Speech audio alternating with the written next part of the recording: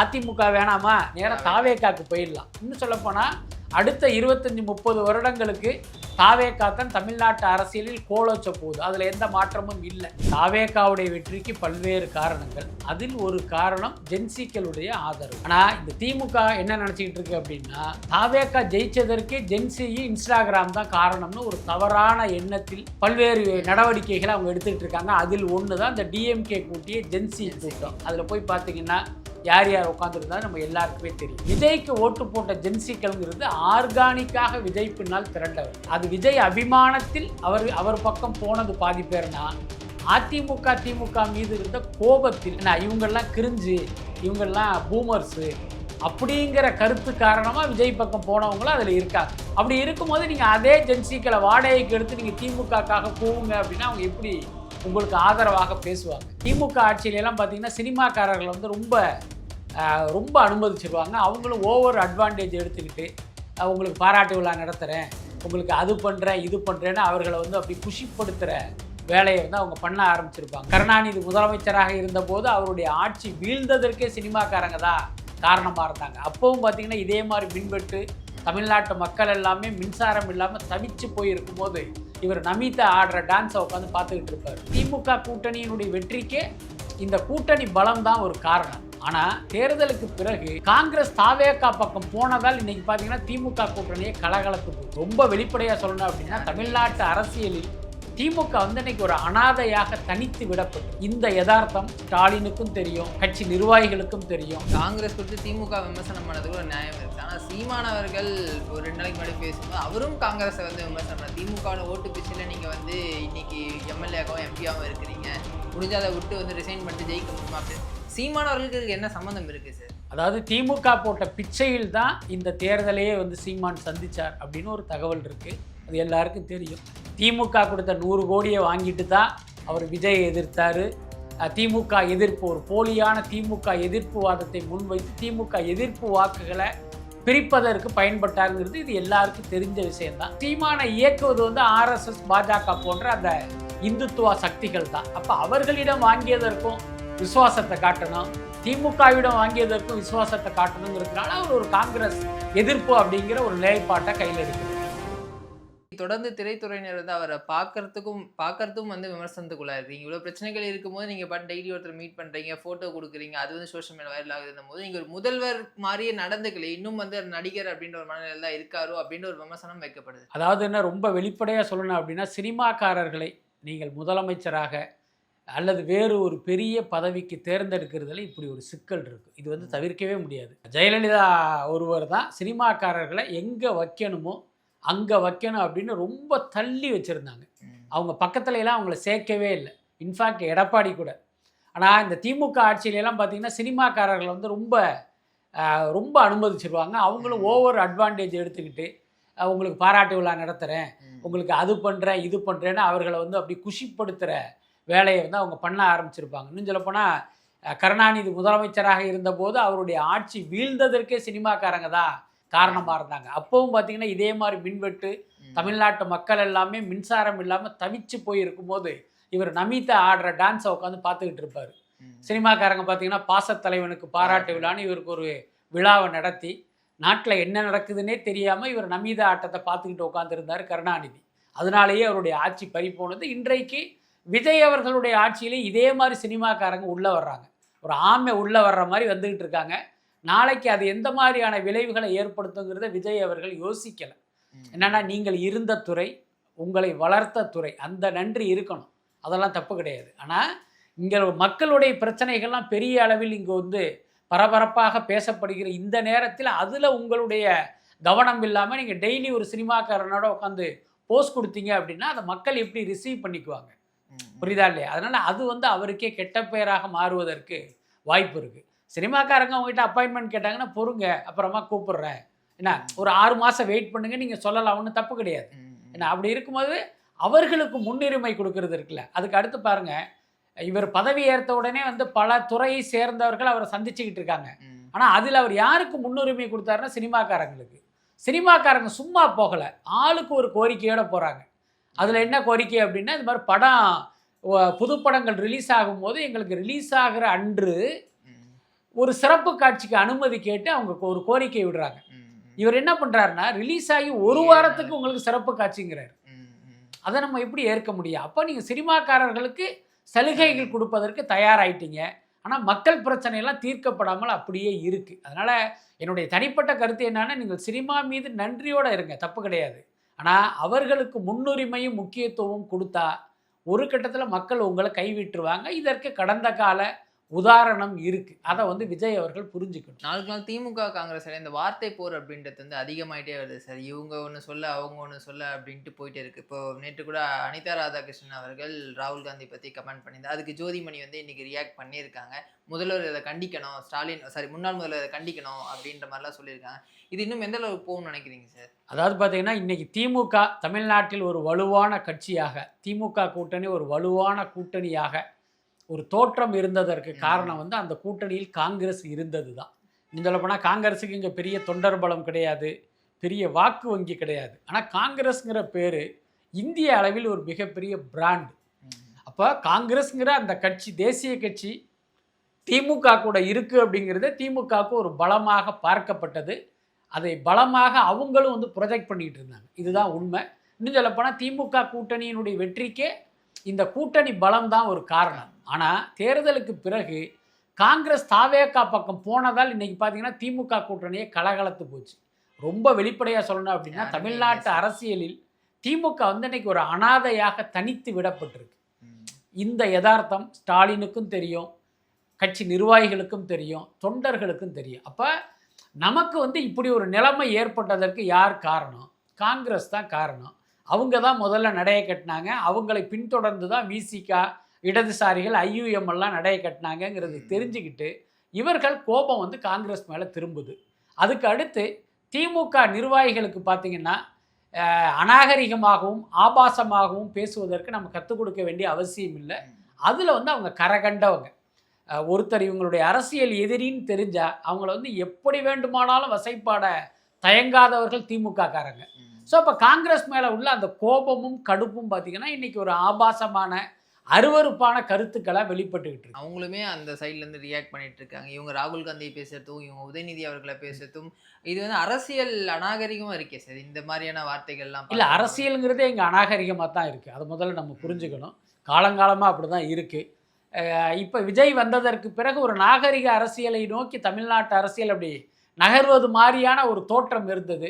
ஆனால் அதுவும் கூட வந்து அது அப்படி நடப்பதற்கு வாய்ப்பு இல்லைங்கிற மாதிரி அடுத்தடுத்து நடக்கிற சம்பவங்கள்லாம் நமக்கு உணர்த்துது. அதுக்கடுத்து ஒரு கட்சின்னு பார்த்தீங்க அப்படின்னா சில பேர் ஒரு மிதவாதிகளாக இருப்பாங்க, ஒரு மென்மையாக ஒரு விஷயத்தை கையாளுவாங்க. சில பேர் பார்த்திங்கன்னா ரொம்ப கடாமுடான்னு பேசுவாங்க. இப்போ காங்கிரஸ்லேயே எடுத்துக்கிட்டிங்கன்னா மாணிக் தாக்கருடைய கருத்து ஒரு மாதிரி இருக்கும், செல்வ பிறந்தகையுடைய கருத்து ஒரு மாதிரி இருக்கும், ஜோதிமணியினுடைய கருத்து வேற ஒரு மாதிரி இருக்கும்.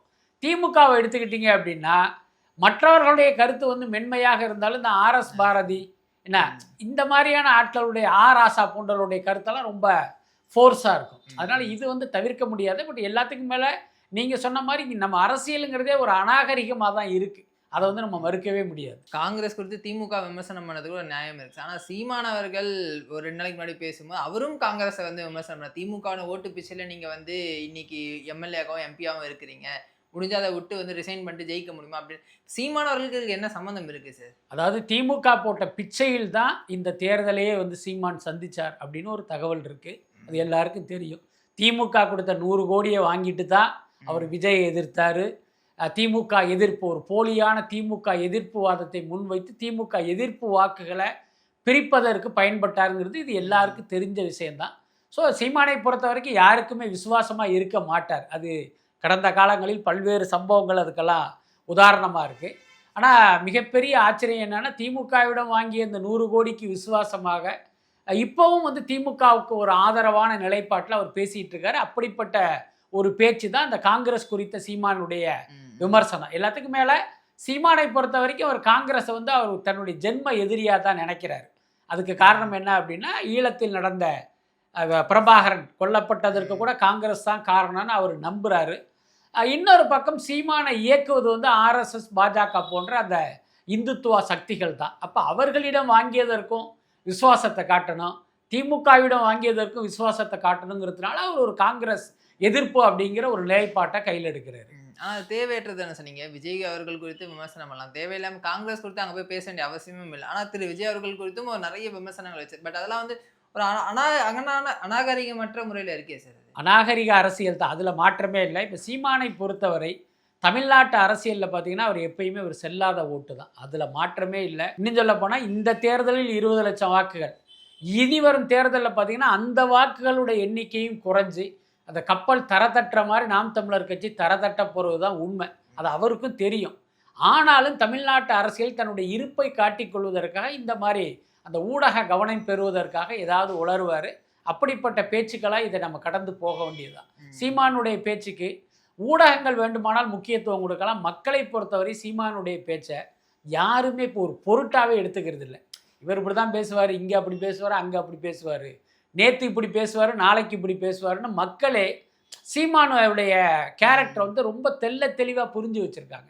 அதனால் அது வந்து ரொம்ப பெருசாக, ஆமாம், நீங்கள் யோசிச்சு பாருங்க. நீங்கள் மக்கள்கிட்ட போய் சீமான் குறித்து ஒரு கருத்து கணிப்பை எடுத்து பாருங்களேன். மக்கள் இவரை எப்படி பார்க்குறாங்கன்னா, ஒரு குரூப் பார்த்தீங்கன்னா இவர் ஒரு கோமாளியாக பார்க்குறாங்க, இன்னொரு குரூப் பார்த்தீங்கன்னா ஒரு தன்னிலை மறந்தவராக பார்க்குறாங்க. ஸோ அதுதான் சீமானுக்கான இமேஜுங்க. இன்னொரு புறம் வந்து அதிமுகவில் அந்த தாவேக்காவுக்கு ஆதரவாக வாக்களித்த 25 பேர் தகுதி நீக்கம் பண்ணணும் அப்படின்ட்டு எடப்பாடி ஒரு இது கொடுத்துருந்தார் சபாநாயகர்கிட்ட. அதில் 21 பேர் வந்து மன்னிப்பு கடிதம் கொடுத்துருந்தாங்க. அவங்க மீது எந்த நடவடிக்கை எடுக்கப்படாது அப்படின்ற உத்தரவு இன்னைக்கு பிறப்பிச்சிருக்கு.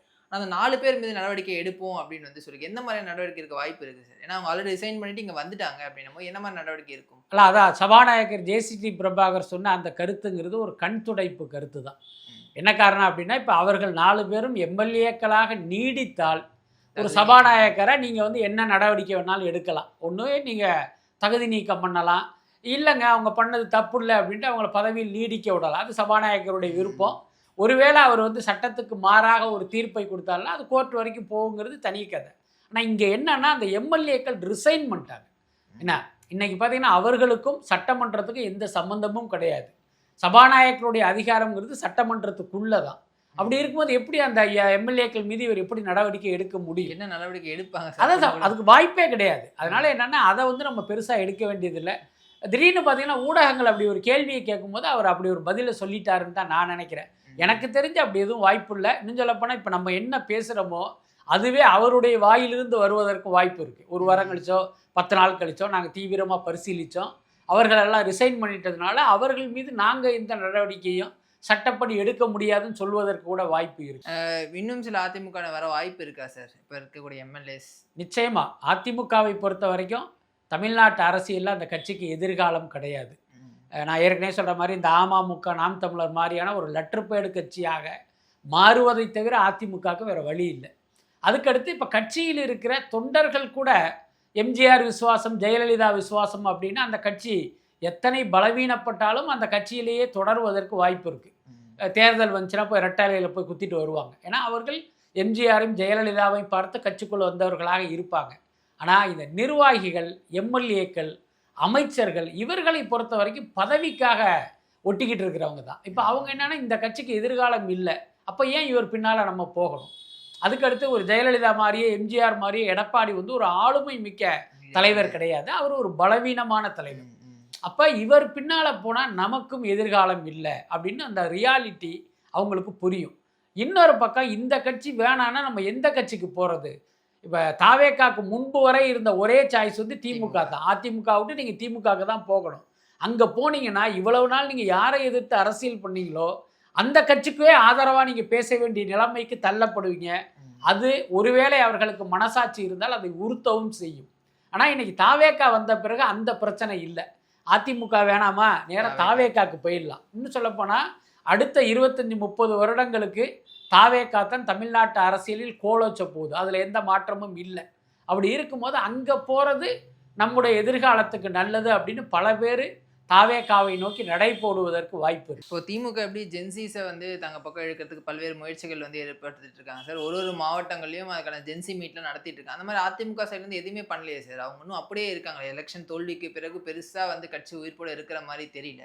எந்த வேற எதுவுமே இல்லை, ஒரு மாதிரி செட்டில் டவுன் ஆகிட்டாங்களோ. அதாவது தாவேக்காவுடைய வெற்றிக்கு பல்வேறு காரணங்கள், அதில் ஒரு காரணம் ஜென்சிக்களுடைய ஆதரவு. ஆனால் இந்த திமுக என்ன நினச்சிக்கிட்டு இருக்கு அப்படின்னா, தாவேக்கா ஜெயிச்சதற்கே ஜென்சி இன்ஸ்டாகிராம் தான் காரணம்னு ஒரு தவறான எண்ணத்தில் பல்வேறு நடவடிக்கைகளை அவங்க எடுத்துக்கிட்டு இருக்காங்க. அதில் ஒன்று தான் இந்த டிஎம்கே கூட்டிய ஜென்சி கூட்டம். அதில் போய் பார்த்தீங்கன்னா யார் யார் உட்காந்துருந்தாலும் நம்ம எல்லாருக்குமே தெரியும். அதுக்கு அடுத்து விஜய்க்கு ஓட்டு போட்ட ஜென்சிக்கள்ங்கிறது ஆர்கானிக்காக விஜய் பின்னால் திரண்டவர்கள். அதுக்கு அடுத்து அது விஜய் அபிமானத்தில் அவர் பக்கம் போனது பாதி பேர்னா, அதிமுக திமுக மீது இருந்த கோபத்தில் இவங்கெல்லாம் கிரிஞ்சு, இவங்கெல்லாம் பூமர்ஸு அப்படிங்கிற கருத்து காரணமாக விஜய் பக்கம் போனவங்களும் அதில் இருக்காங்க. அப்படி இருக்கும்போது நீங்கள் அதே ஜென்சிக்களை வாடகைக்கு எடுத்து நீங்கள் திமுகக்காக கூவுங்க அப்படின்னா அவங்க எப்படி உங்களுக்கு ஆதரவாக பேசுவாங்க? நீங்கள் அன்னைக்கு கூப்பிட்டதுக்காக வேணால் சரி ஓகே நமக்கு ஒரு ரீல்ஸ் போடுறதுக்கான ஒரு லொக்கேஷன் கிடச்சிருக்குன்னு வேணால் போவாங்களே தவிர, அவன் டெய்லி உட்காந்து திமுக புகழ் பாடிக்கிட்டு இருந்தானா அவனுக்கே ஃபாலோவர்ஸ்லாம் போயிடுவாங்க. இப்போ ரீல்ஸ் போட்டுலாம் வச்சுருக்காங்க போல சார் திமுக. அதான் என்ன சொல்கிறேன், நீங்கள் வந்து ரீல்ஸ் போட்டி வைக்கலாம், இன்ஃப்ளூயன்சருக்கு பணம் கொடுத்து நீங்கள் கூவ சொல்லலாம். அப்போ என்ன நடக்கும்னா, யார் திமுகக்கு ஆதரவாக ரீல்ஸ் போடுறாங்களோ அவர்களுடைய ஃபாலோயர்ஸ் குறைஞ்சிருவாங்க, அவர்களுடைய வியூஸ் குறைஞ்சிரும். புரியுதா இல்லையா? மக்கள் விரும்பாத ஒன்றை நீங்கள் எப்போ போடுறீங்களோ உங்களிடமிருந்து அவங்க நகர்ந்து போயிடுவாங்க. அதுதான் இவங்களுக்கெல்லாம் நடக்கும். அதனால் திமுக மீண்டும் வந்து வெற்றி அடையணும் அப்படின்னா நீங்கள் செய்த தவறுகள் என்னங்கிறத பாருங்கள்.